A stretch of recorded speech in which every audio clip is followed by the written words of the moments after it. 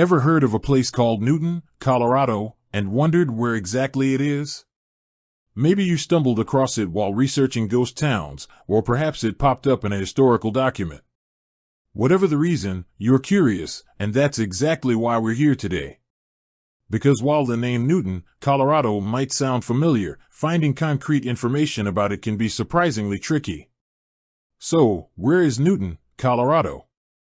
That's the million-dollar question, isn't it? And the answer, as it turns out, is a bit more complicated than you might expect. It's a story of lost towns, shifting identities, and the sometimes blurry lines between history and legend. Now, before we dive into the specifics, it's important to understand the context of Colorado's history. The state, particularly in the 19th century, was a hotbed of activity. Gold rushes, silver booms, and the promise of a better life drew people from all over the world. Boomtowns sprang up overnight, some flourishing into major cities, while others withered and disappeared, becoming ghost towns almost as quickly as they appeared. And in this whirlwind of growth and decline, names could be fluid, locations imprecise, and records, well, let's just say record-keeping wasn't always a top priority. This brings us back to Newton. The challenge in pinpointing its location stems from the fact that it wasn't a well-documented, officially recognized town in the way we might think of cities today.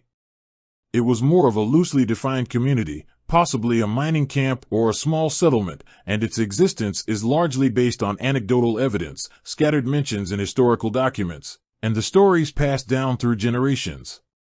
Think of it like trying to find a specific grain of sand on a beach.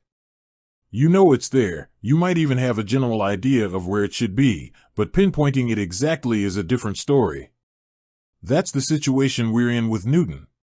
Now, some sources suggest that Newton might have been located in the general vicinity of other well-known mining towns, perhaps in the mountains west of Denver.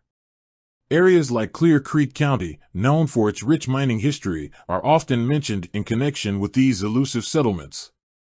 This region saw a flurry of activity during the gold rush, and it's plausible that smaller, less documented camps like Newton existed alongside the larger, more established towns. Imagine the landscape: rugged mountains, fast-flowing streams, and the promise of riches hidden beneath the earth. Small groups of miners, prospectors, and their families would have established these camps, hoping to strike it rich. They might have given their settlements names, sometimes inspired by their founders, sometimes by the surrounding geography, and sometimes, perhaps, by a sense of hope and optimism. And this is where the mystery of Newton deepens. Was it a completely independent settlement, or was it a part of a larger, already existing town, perhaps a district or a specific mining claim? The historical record is unclear. It's possible that Newton was simply a nickname for a part of another town, a local designation that never made it onto official maps. Another possibility is that Newton was a victim of the boom and bust cycle that characterized many mining communities. These towns could spring up with incredible speed, only to vanish just as quickly when the gold or silver ran out.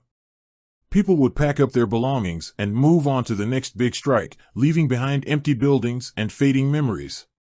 In such cases, records might be scarce, and the location of these ephemeral settlements could be lost to time.